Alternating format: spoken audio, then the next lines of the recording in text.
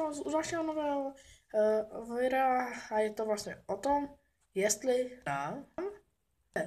Tohle jsem video už viděl u Hogiho, vlastně tež takhle natáčel, znám sám sebe a jde se na to. Našel jsem to na stránkách, znám pořádně sám sebe, tak když tak vám to dám do komentáře, ale jde se na to.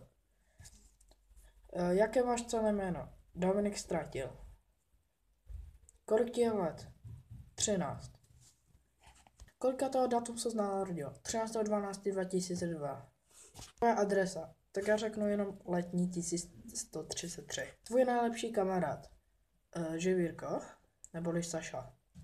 Alexandr Radmil.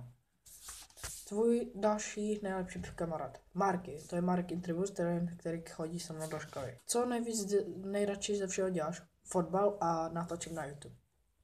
No, ale tak to už dneska z dnešního videa bude vše, snad se vám to líbilo a příště čau.